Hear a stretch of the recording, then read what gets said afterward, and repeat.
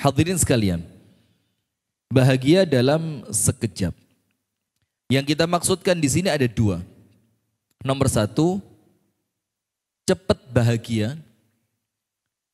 Nomor dua, bahagia yang cepat hilang. Jadi manusiawi banget lah. Bahasa kerennya itu moodnya gampang berubah. Kadang-kadang seneng. Tidak makan waktu panjang tiba-tiba sedih. Kadang-kadang ketawa, tidak makan waktu panjang tiba-tiba nangis. Maka disebutkan di dalam Al-Quran, ini konsep yang pertama dulu. Biar kita ngerti apa yang kita cari dan bagaimana cara untuk meraihnya. Konsep yang pertama disebutkan di dalam Al-Quran, wa annahu huwa adhaka wa abka. Dan dialah, annahu, dia yaitu Allah. Ditambahi dhamirnya, ditambahi lagi huwa, dia. Maka artinya ketika wa annahu dan dialah ditambahi dia, itu artinya satu-satunya, tidak ada yang lain. Wa annahu huwa, dan dialah satu-satunya yaitu Allah yang tidak mungkin dimiliki oleh orang lain. Adhaka, yang menjadikan sebagian orang itu tersenyum atau bahasanya tertawa. Wa abka, dan menjadikan yang lain menangis. Kalau tafsirnya Abdullah ibnu Abbas mengatakan, dan dialah Allah yang menjadikan seseorang tertawa karena mendapatkan hidayah, dan menjadikan orang lain menangis karena dihindarkan dari hidayah. Kemudian mengatakan, dan dialah Allah satu-satunya yang menjadikan orang tertawa karena masuk surga, dan menjadikan yang lain menangis karena masuk neraka. Nah, ketika kita faham ayat ini, berarti kita harus tahu apa yang disampaikan oleh Al-Imam Al-Hafidh Ibnu Katsir. Imam Ibnu Katsir mengatakan, inna sa'adata, bahagia itu Pak. Ada ibu-ibu? Ada Bu ya. Inna sa'adata, kebahagiaan itu, ini ucapannya Al-Imam Al-Hafidh Ibnu Katsir. Makhluk min makhluqatillahi ta'ala. Bahagia itu adalah makhluk ciptaan Allah di antara makhluk-makhluk Allah yang lain. Jadi termasuk perasaan kita itu Pak, itu hasil dari ciptaan Allah. Maka sampai dibilang apa? Cinta itu dibilang anugerah. Ini untuk orang yang lebay-lebay itu, bahasanya yang rotok. Ya gimana? Oh, cinta ini anugerah, cinta itu suci, cinta itu tidak salah, yang salah adalah menyikapi. Wes kedawan. Itu sudah bukan bahasan kita yang besok insya Allah masuk kuburan, bukan lagi itu bahasannya. Nah, maka Imam Ibnu Katsir mengatakan bahagia itu adalah salah satu di antara makhluk ciptaannya Allah. Kemudian dikatakan begini, inna sa'adata makhlukun min makhluqatillahi ta'ala yaj'aluhu fi qalbi man yasha fayas'ad. Ketika Allah menghendaki, tetap urusannya di tangan siapa? Di tangan Allah. Tidak ada kemudian orang bahagia itu digai-gai gitu, tidak ada. Mentereng, mentang-mentang turun dari mobil mewah, Anda yakin dia bahagia? Tidak mesti. Maka dikatakan di sini tetap mutlak di tangan Allah. Karena bahagia itu makhluk ciptaannya Allah. Yang apabila Allah menghendaki, yadha'uhu fi qalbi man yasha fayas'ad. Allah akan letakkan makhluk ini di hati seorang hamba, maka dia pasti bahagia apapun yang terjadi. Tidak bisa diganggu gugat. Anda mau ambil mobilnya, Anda mau ambil rumahnya, Anda mau ambil anak-anaknya, Anda mau ambil istrinya, suaminya, Anda mau ambil kesehatannya. Kalau dari awal dia orang yang bahagia, Allah menghendaki dia bahagia, maka rumusnya apa? Allah bisa menjadikan siapapun bahagia tanpa benda. Paham enggak? Jadi gak kate opo-opo bahagia itu bisa apa enggak? Bisa. Tapi hati-hati sebaliknya. Wa yanzi'uhu min qalbi man yasha. Dan Allah bisa jadi mencabut makhluk yang namanya bahagia ini dari hati seorang hamba. Apa yang terjadi? Fayashqa. Maka dia akan celaka selamanya. Nah maka urusan bahagia nomor satu kita harus ngerti dulu. Ini mutlak milik siapa? Allah. Poin kedua. Supaya runut. Dan saya biasa kalau ngaji begini. Cek tersusun pola pikir yang bagus. Karena mereka ini nyatet di laptopnya nanti jadi bahasan skripsi nih. Ya, nanti kalau mau di store sama dosen lapor dulu. Ustadz ini hasil kajian kemarin. Yang kedua. Kita perlu bedakan seneng dan bahagia. Beda apa enggak sih? Seneng dan bahagia itu beda apa enggak? Senang itu salah satu pengertiannya sesuatu yang bisa terbeli. Punya mobil, seneng apa enggak? Seneng. Senengnya terbatas atau selamanya? Itulah kenapa dalam Al-Quran, dalam surah Al-Bayyinah, ketika Allah mengatakan tentang neraka, itu tidak perlu penegasan khalidina fiha. Tidak pakai abada. Tapi ketika mengatakan syurga, ketika Allah berfirman, Innal ladzina kafaru min ahlil kitabi wal musyrikina fi nari jahannam khalidina fiha. Ada abadanya enggak? Enggak ada.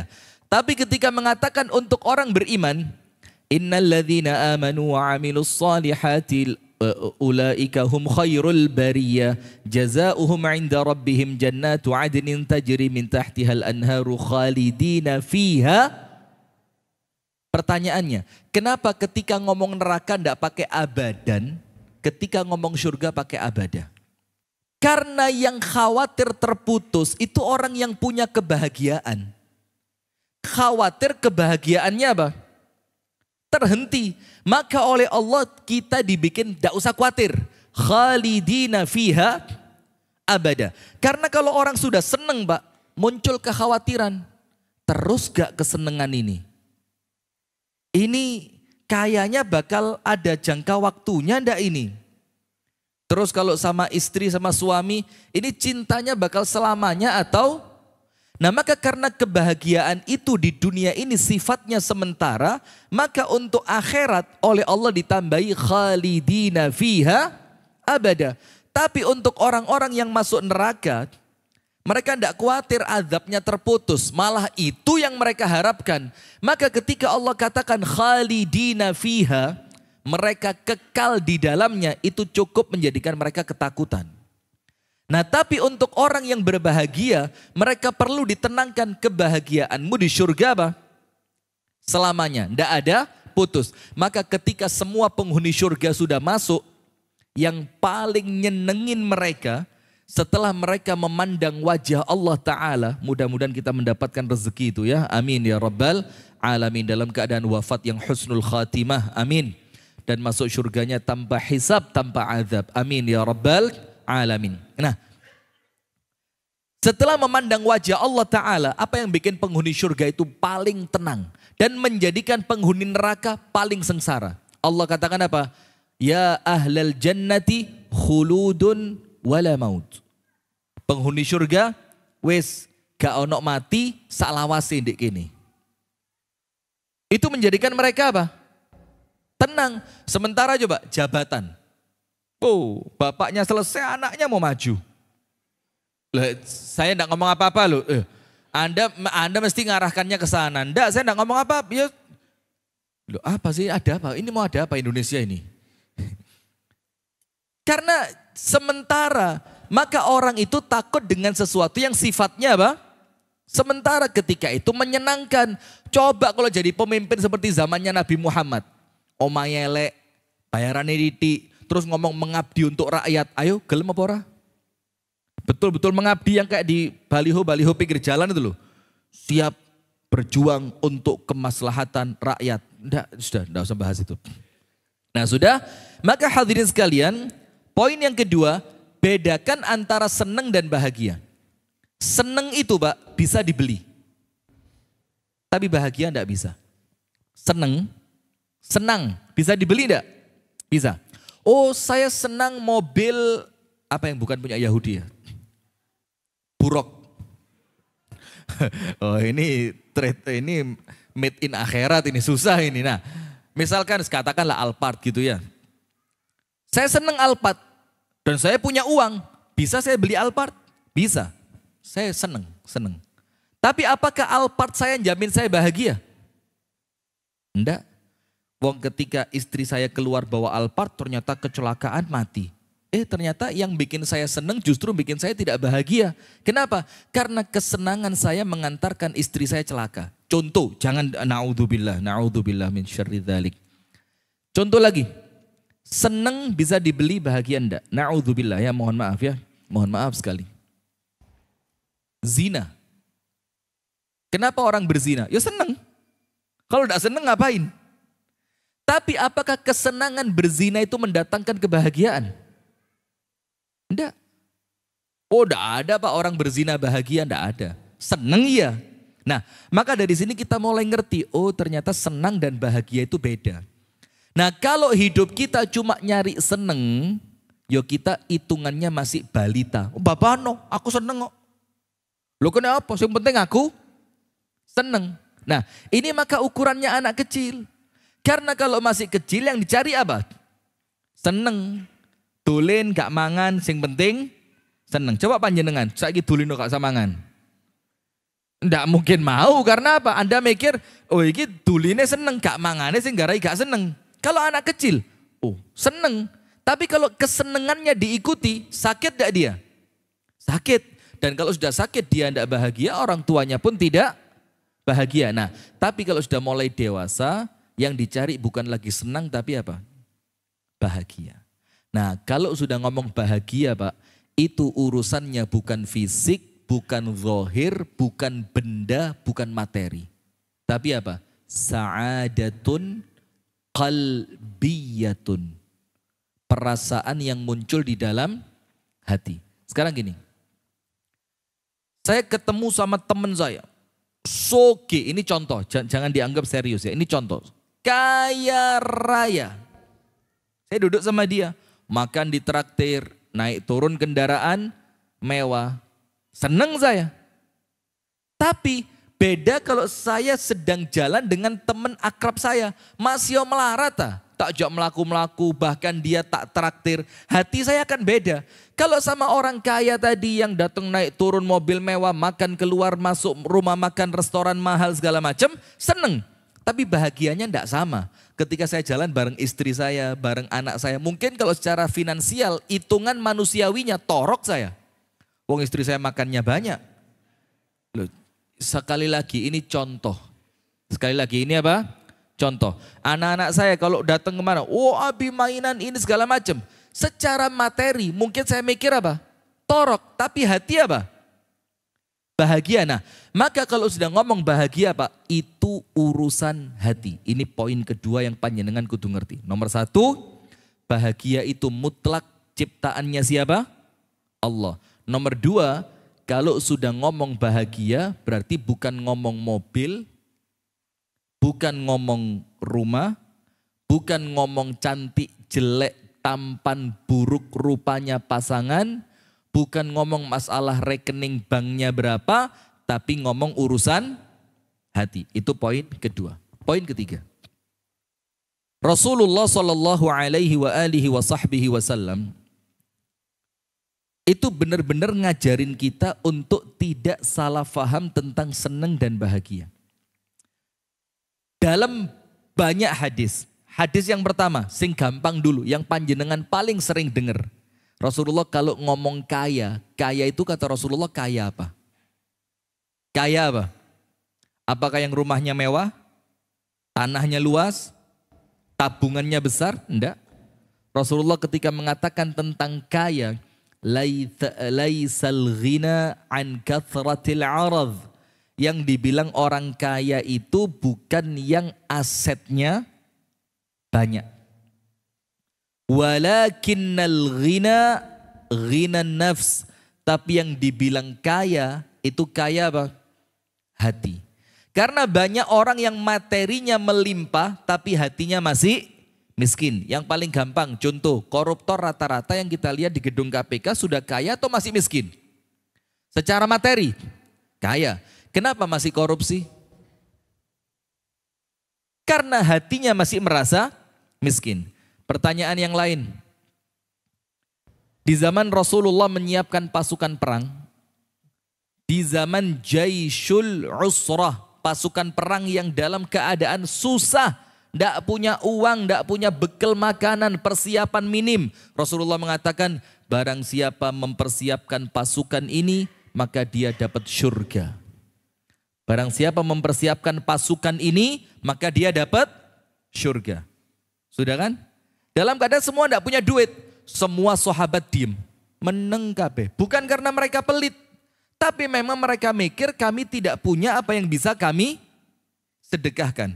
Terus tahu enggak cerita hadis ini lanjutannya apa?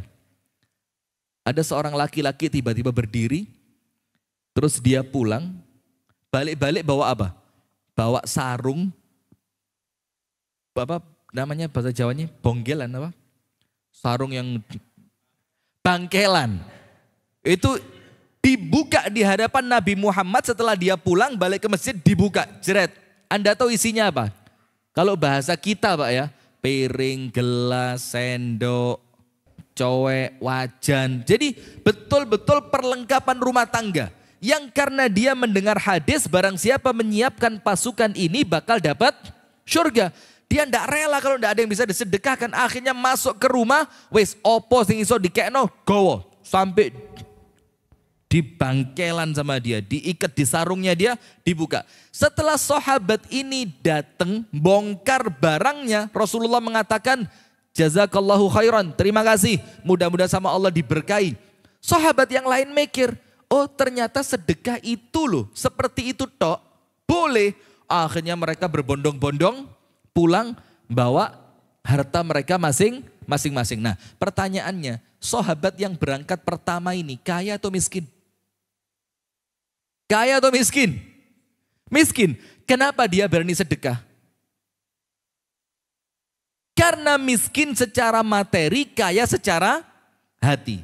Dan saya beberapa kali menjumpai, walaupun tidak sering, tapi pernah datang ke rumah seseorang yang ketok elek dijalui sumbangan gak mungkin metu akeh. Dan datang ke rumah orang yang mentereng, tinggi pagernya sampai 3 meter. Ketika pagar kebuka, masuk kan, tek tek tek, noleh kiri Pak, jeret. Mini Cooper. Pokok motor api-api. Masuk. Enak wis. Sampai kate ngomong lambe kelu, iki kok izin yo. Anda tahu bayar apa sumbangannya keluar bahwa kita mau bikin sumur. Sumur ini butuh duit besar. Sekitar 80 juta waktu itu anggaran awalnya. Ternyata melambung gara-gara bornya sampai patah. Yang dibor itu batu. Sampai terakhir sekitar nambahnya berapa wallah alam. Keluarnya. Saya tidak nyebut angka ya. Pokok untuk ukuran beliau itu koyoke karuan gak usah nyumbang lah gitu loh. Nah, karena apa masalahnya? Dia ini kayanya Anda ketipu. Anda ngelihat dia kaya secara apa? Materi. Tapi Anda tidak tahu bagaimana hatinya dia. Nah maka Rasulullah mengatakan, laisal ghina an kathratil arad walakinnal ghina ghina nafs. Bukan dikatakan kaya yang banyak harta dan asetnya, tapi yang dikatakan kaya sesungguhnya adalah orang yang hatinya merasa apa? Kaya. Nah, maka pada poin ketiga hadirin sekalian, pada poin ini Rasulullah menjelaskan kepada kita orang-orang yang paling bahagia hidupnya dalam sekejap mata apapun yang terjadi adalah orang yang hatinya terikat dengan Allah dan negeri akhirat. Itu orang yang pasti apa? Bahagia. Sekarang kita mau berikan beberapa tips. Yang pertama, Rasulullah SAW bersabda, liyattakhidh minkum, hendaklah setiap dari kalian memiliki qalban syakiran, hati yang penuh syukur, walisanan dzakiran, dan lisan yang senantiasa zikir. Yang ketiga, wa zaujatan mu'minatan tu'inuhu ala amri dini, istri soleha yang membantu dia mengurusi akhirat bukan bantu dagang online. Bukan bantu kerja jualan jilbab online. Walaupun itu tidak apa-apa kan? Tidak apa-apa selama ada batasannya. Nah, tapi kemudian poin yang pertama yang bikin kita bahagia, hadis nomor 1 ini. Rasulullah mengatakan hendaknya setiap orang dari kalian memiliki qalban syakiran. Sekarang, kenapa syukur itu menjadikan kita praktis sekejap mata langsung bahagia? Pertanyaannya, kenapa dengan syukur kita menjadi orang yang bahagia? Nomor 1, syukur itu Pak bisa dibuat-buat apa enggak? Enggak bisa. Syukur itu adalah sesuatu yang murni keluar dari dalam hati. Nah, maka nomor 1, kenapa syukur ini menjadikan orang bahagia? Karena orang yang pandai bersyukur hatinya pasti bersih. Hatinya pasti bersih. Dan kalau orang itu hatinya bersih, dia tidak mungkin akan murung, sedih. Nah, ketika hati yang bersih itu mengantarkan dia bersyukur, maka kalau orang syukur, jelas panjenengan lebih tahu dari saya. La in syakartum, nikmatnya ditambah. Panjenengan tahu nikmatnya ditambah itu salah satu maknanya apa? Gini, ada orang sama-sama punya mobil Alphard. Panjenengan punya, dia juga punya. Orang yang satu punya Alphard, kenikmatannya katakan dari level 1 sampai 10, dia dapat 7. Karena sekedar punya. Sementara orang yang satunya dari level 1 sampai 10, dia mencapai level ke-10 di dalam kenikmatannya. Apa yang membedakan? Kenapa yang satu sama-sama Alphardnya, yang satunya juga Alphard, yang satunya level kenikmatannya 7, yang satunya maksimal sampai 10? Karena syukurnya Pak. Karena apa? Karena syukurnya. Nah, sementara rasa itu yang menciptakan pun bukan kita Pak. Rasa itu yang menciptakan siapa? Allah. Jujur, nun sewu. Mohon maaf ya. Orang yang terbiasa, na'udzubillah, nas'alullah as-salama wal afiyah. Orang yang terbiasa pakai narkoba. Pakai apa? Narkoba. Ceritanya sih, saya juga belum pernah ya. Dan mudah-mudahan sampai akhir juga enggak. Amin ya rabbal alamin. Panjenengan juga. Dari awal sampai naik, itu level penggunaannya pasti apa? Bertambah. Kenapa level penggunaannya bertambah? Kalau bahasa ilmiah dokter yang ngomong masalah efek obat di otak lah, itu katanya apa? Karena tubuhnya mulai terbiasa. Sehingga dengan dosis yang sebelumnya tidak lagi cukup buat dia. Maka dosisnya harus ditingkatkan. Itu kalau bahasa dokter dan itu ilmiah. Tapi kalau bahasa Islam, kenapa? Karena oleh Allah rasanya dihilangkan. Dia semakin diazab oleh Allah dengan keburukannya. Sehingga apa yang sebelumnya bikin dia senang sudah. Oh sakmene tok wis seneng. Lama-kelamaan oleh Allah diilangi. Rasanya hilang. Ditingkatkan. Dan ada lagi cerita. Itu karena apa? Karena sudah hatinya oleh Allah rasanya dihilangin. Maka kalau ngomong gampang Pak, ada ngelihat anak kecil nangis terenyuh. Ada ngelihat anak kecil nangis biasa saja. Ada apa enggak? Loh kenapa anak kecilnya sama-sama nangis, yang satu terenyuh, yang satu biasa aja? Masalah rasa. Dan rasa itu adalah makhluk ciptaan Allah juga. Nah maka sekarang begini. Ada orang hadirin di tempat-tempat rehab. Orang yang sudah terkena narkoba Pak, itu bahagianya enggak gampang. Senengnya enggak gampang. Karena biasa dia mencapai bahagia betul-betul tinggi dengan obat-obat kimia tadi. Otaknya itu diproses dengan proses kimiawi rusak. Akhirnya dia ketika mendapatkan sesuatu yang orang lain senang, dia belum cukup senang. Kenapa? Karena ada sesuatu yang hilang dari dia. Oleh Allah dihukum dengan dihilangkannya rasa. Nah maka rasa ini Pak tidak bisa dibohongi, dan rasa itu oleh Allah akan senantiasa ditambah kebaikannya, ditambah kenikmatannya, ditambah kesuksesannya, semuanya ditambah dengan syukur. Nah maka kalau dengan syukur sakjane level bahagia panjenengan 7, bisa jadi bendanya sama tapi bahagianya oleh Allah dinaikkan 8. Itu loh syukur itu. Istri kalau tidak disyukuri, coba nun sewu, mohon maaf sekali. Ini saya tidak berusaha bercanda ini, saya serius ini. Bu, perempuan semakin hari semakin cantik apa berkurang kecantikannya? Saya tidak ngomong jelek. Semakin hari semakin cantik atau kecantikannya berkurang? Kan normalnya manusia ya bukan cuma perempuan, laki-laki pun juga sama. Istri dan suami juga sama. Semakin hari ketampanan kecantikan akan semakin menurun. Terus kalau semakin hari semakin menurun, bagaimana cintanya tetap ada? Wong saiki elek, biyen ayu. Wong saiki lemes, biyen kuat. Lawang sekarang mangan ay tumplek kabeh, biyen mangan sak piring gak cukup. Coba. Bagaimana cara mempertahankan rasa? Syukur tadi. Maka syukur itu ketika bendanya menurun, rasanya sama Allah ditingkatkan. Itu salah satu kunci yang menjadikan rumah tangga kita tetap baik dan bahagia kita tidak sekejap mata saja. Tapi bahagianya bisa panjang. Maka yang pertama Rasul katakan, وَلْيَتَّخِذْ مِنْكُمْ قَلْبًا syakira. Toton atini biar tidak pernah berhenti syukur. Ada satu kisah kan, panjenengan dapat enggak videonya? Semoga Allah memudahkan urusan saudara kita di Palestina ya. Amin ya rabbal alamin. Itu ada seorang laki-laki di sekitarannya gedung-gedung rumah pada hancur. Terus laki-laki itu di video ucapannya apa?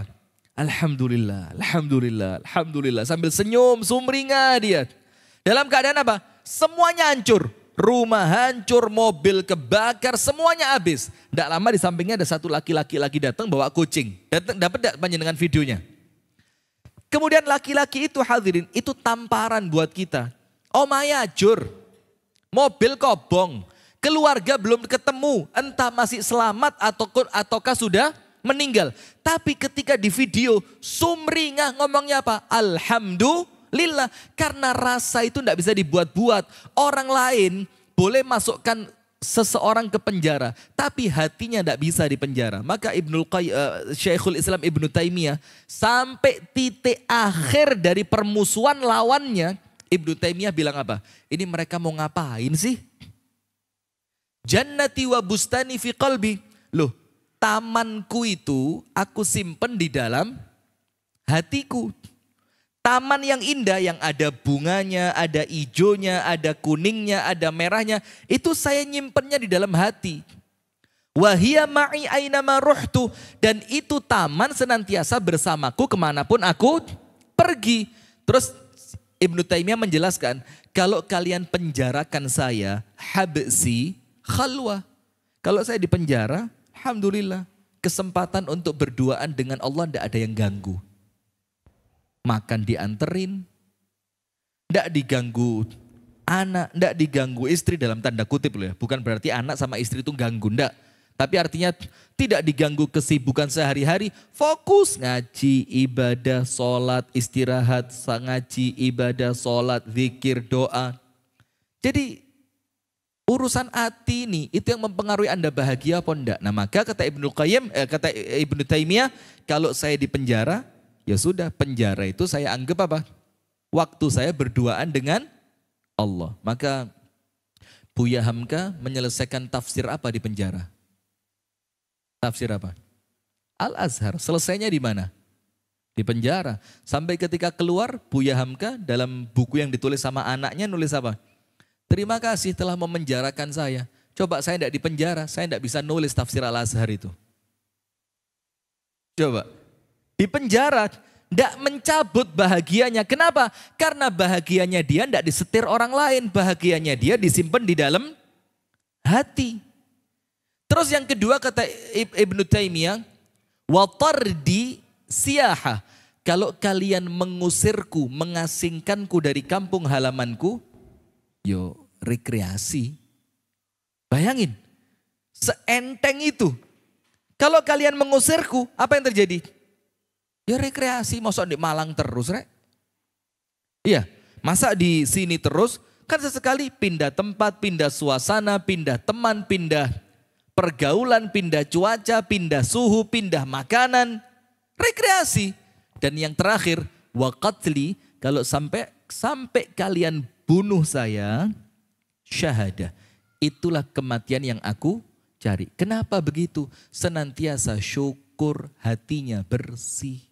Maka orang tidak mungkin bahagia kalau hatinya kotor, hasad, ujub, sombong. Panjenengan tahu bedanya ujub sama sombong apa? Ujub sama sombong itu bedanya apa? Kalau ujub tidak perlu orang lain. Kalau sombong perlu orang lain. Ujub itu tidak pakai orang pun bisa. Aku. Jadi bangga apa? Bangga diri. Setelah dia menyelesaikan sesuatu. Kira-kira lek kudu aku. Nah, itu ujub. Kalau sombong apa? Perlu ada lawannya. Ketika ada orang, dia merasa lebih hebat. Dia merasa lebih besar. Jadi orang sombong pasti ujub, orang ujub belum tentu sombong. Walaupun keduanya dilarang. Dan semuanya itu urusan apa? Hati. Maka tidak mungkin orang bisa bahagia kalau hatinya kotor, ujub, sombong, riya, sum'ah, hasad, mangkelan, ngamuan, dendaman. Tidak ada. Itu qalban syakiran. Yang kedua, walisanan zakiran. Lisan yang senantiasa apa? Zikir. Pak, hati kita yang menciptakan siapa? Allah kan? Kemudian apa yang bikin hati kita itu bisa seneng, itu nurutnya harus nurut sama siapa? Allah. Ndak bisa sakarpe dewe. Wis bahasa gampang zaman biyen. Panjenengan beli kulkas, ada buku panduan. Iya apa ndak? Terus panjenengan atur dewe. Ini kulkas voltasenya 110. Zaman dulu kan 110 ya. Sekarang berapa? 220. Terus Anda bilang, "Oh, sakarepku wong kulkas-kulkasku." Sing tuku sapa? Aku. Duwe sapa? Duit gue. Lah apa sampean ngatur-ngatur barang? Aku dikongkon moco. Lah apa? Tak woco, tak apa? Tak tuku. Akhirnya kulkasnya dicolokin ke 220. Apa yang terjadi? Tidak mungkin bisa. Kenapa? Anda keluar dari apa yang seharusnya Anda lakukan terhadap kulkas tadi. Hati sama, gak iso digoroi Pak.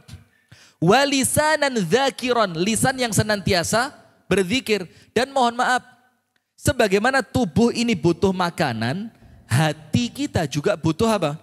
Makanan. Dan tidak boleh dipungkiri makanan hati yang bikin hatinya sehat, hatinya tenang, hatinya senang, hatinya bahagia, hatinya penuh dengan keceriaan, itu tidak bisa keluar dari apa yang telah Allah tuliskan. Apa yang Allah tuliskan? Walladzina amanu wa tatma'innu qulubuhum bidzikrillah. Orang-orang iman itu, walladzina amanu wa tatma'innu qulubuhum bidzikrillah. Ciri khas mereka itu Pak adalah orang-orang yang memberikan kebahagiaan hatinya dengan apa? Zikrullah. Ditambahi sama Allah. Memang kata Allah, ala bidzikrillahi tatma'innul qulub. Memang kata Allah, yang bikin hatimu senang cuma zikir. Nah, maka itulah kenapa kalau orang jauh dari zikir, dia tidak mungkin bisa bahagia. Itulah dalam tanda kutip kita ini dipaksa. Maka dalam tanda kutip kita dipaksa untuk terus zikir. Apa pemaksaannya? Salat 5 waktu. Salat itu apa? Zikir. Maka Allah firmankan dalam Al-Quran, wa aqimis salata li dzikri. Dirikanlah salat untuk apa? Mengingatku kata Allah. Sementara kalau kita ingat sama Allah, hati kita bahagia. Nah, sementara orang-orang munafik dicela sama Allah karena apa? Alladzina idza qamu ila salati qamu kusala. Kalau salat berdirinya apa? Adzan maneh.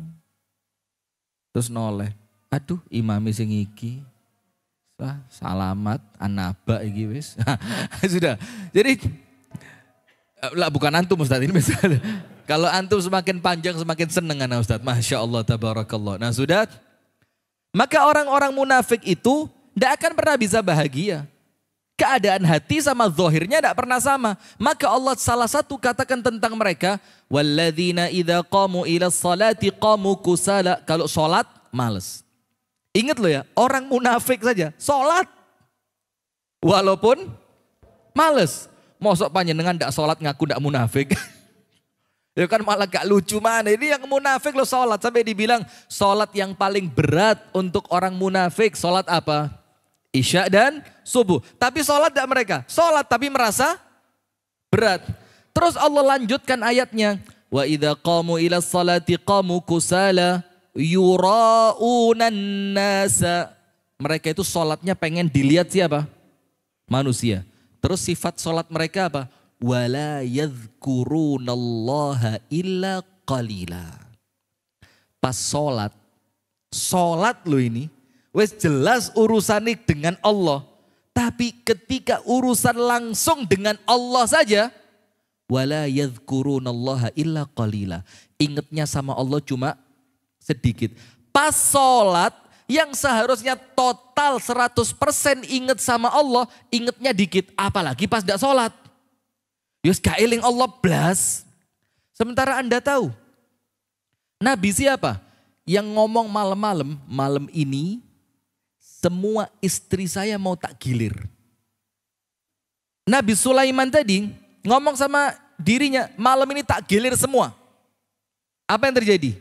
Nanti semuanya hamil dan akan melahirkan mujahid fisabilillah. Semuanya menjadi pejuang. Lupa ngomong apa? Lupa loh Pak. Lupa, sekedar lupa ngomong insya Allah. Apa yang terjadi? Apa yang terjadi? Tidak ada yang hamil. Kecuali satu. Satu yang hamil itu pun ketika anaknya lahir, maaf ya, nisfur rojul. Nisfur rojul itu kalau bahasa sopannya sekarang, anak berkebutuhan khusus. Lahirnya tidak sempurna. Sekedar lupa insya Allah. Kalau kita bukan lupa insya Allahnya, kita lupa Allahnya. Lawang sholat aja ingatnya cuma sedikit. Lah apalagi tidak sholat ketika di jalan, di pasar. Nah maka sekedar lupa insya Allah itu bikin rencana gagal. Dan tidak mungkin bisa bahagia. Maka yang kedua kata Nabi Muhammad, walisanan dzakira. Ikhtiarkan lisan kita tidak pernah putus dari zikir. Bahagia insya Allah. Kenapa? Karena hati kita gak iso digoroi. Hati kita ini normalnya akan seneng, tenang, bahagia kalau dipakai zikir. Maka rasan-rasan itu bukan bahagia, seneng. Bu, saya ulang nggih. Rasan-rasan bahagia apa seneng Bu? Atau standar kebahagiaan Anda mulai bergeser. Rasan-rasan itu bukan bahagia, seneng. Padahal kok lewes koncone ngale, eling, aduh dusone re, langsung sedih. Betul apa enggak? Nah maka seneng yang cuma zahir itu enggak tembus ke hati. Kenapa? Karena hati enggak bisa seneng kecuali dipakai zikir. Yang terakhir, wa zaujatan salihatan wa zaujatan mu'minatan tu'inuhu ala amri dini. Punya istri yang mukminah, imannya bagus. Selain imannya bagus, istri tadi bukan cuma iman tok, karena iman itu kan perkara hati. Tapi apa? Ditambahi fisik, amal soleh. Apa amal solehnya? Tu'inuhu ala amri dini. Nolong suami untuk perkara akhirat. Salah satu ciri istri yang baik yang akan bikin Anda bahagia dalam sekejap, syukur, zikir, istri yang menolong urusan akhirat. Hadisnya apa? Panjenengan sudah tahu. Rahimallahu mra'an qama minal laili fa shalla wa ayqadha zaujatahu fa in abat nadaha fi wajhihal ma. Allah akan merahmati. Salah satu makna rahmat itu apa sih? Ya bahagia. Tidak ada orang dapat rahmat kemudian urip dilanjut nopo ora iki urip lho. Allah akan merahmati seorang laki-laki yang bangun malam, sholat tahajud. Ketika dia selesai dari sholatnya, dia bangunkan istrinya. Kalau istrinya tidak mau bangun, diapain?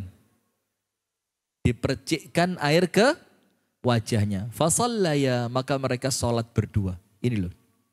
Sementara ada hadis berikutnya, lanjutan hadis ini. Wa rahimallahu mra'atan, ibu-ibu praktek nggih. Wa rahimallahu mra'atan, Allah akan merahmati seorang perempuan. Bu, perempuan. qamat minal lail, bangun untuk sholat malam. Ketika dia selesai sholat, wa aiqadhat zaujaha, dia setelah selesai sholat membangunkan suaminya. Mas, ayo sholat, sudah mau subuh. Fa'in aba, kalau suaminya tidak mau, suaminya, aduh menekulus kerja aku tak turu dilungkas wong durung subuh lho. Ketika suaminya tidak mau, nadhahat fi wajhihil ma', dia percikkan air ke wajah suaminya. Kemudian mereka sholat nah istri model begini yang kita cari. Terus istrinya para salaf yang ketika suaminya mau berangkat kerja, istrinya bilang apa? Mas, cari yang halal loh ya. Kalau tidak dapat yang halal, tidak apa-apa kok mas. Saya bisa lapar sehari tidak apa-apa, 2 hari masih aman, 3 hari kuat insya Allah. Tapi mas, kalau sampean bawa pulang harta yang haram, saya tidak mau loh masuk neraka, walaupun cuma sebentar. Nah istri model begini. Kemudian siapa lagi? Nusaibah, saya ceritakan dari pagi di sini. Nusaibah itu dorong anaknya untuk mati syahid. Dorong suaminya untuk mati syahid. Khansa dorong anak-anaknya untuk mati syahid. Nah, istri model begini yang akan nyenengin akhirat kita. Nah, maka nomor 3, istri beriman yang senantiasa menolong urusan akhirat suaminya.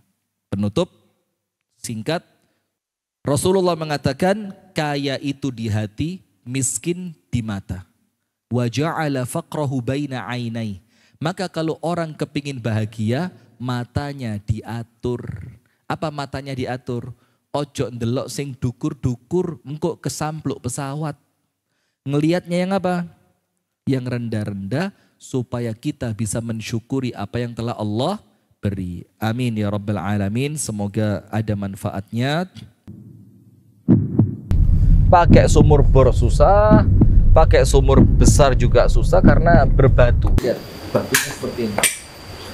Dan ini baru jalan 3 meter aja sudah menghasilkan batu sebanyak 350 kata. Apalagi kalau musim kemarau. Nah, airnya itu tidak cukup untuk kebutuhan warga, sehingga memang kebutuhan sumur itu kita sangat butuh. Kemudian kami mengajak kepada jamaah sekalian, dengan banyaknya program-program kebaikan yang kita lakukan, sebagaimana kita menggali sumur, kita memberikan seragam untuk TPQ, kita membuat renovasi masjid, musola, bahkan kita membangun masjid, maka kami terus mengajak kepada jamaah sekalian untuk tidak lupa senantiasa menambahkan saldo kebaikan akhirat Anda pada nomor rekening di bawah ini, yang semoga setiap amal yang kita lakukan mendatangkan kebaikan, keberkahan untuk kita, keluarga kita, dunia sampai akhirat. Barakallahu fikum. Assalamualaikum warahmatullahi wabarakatuh.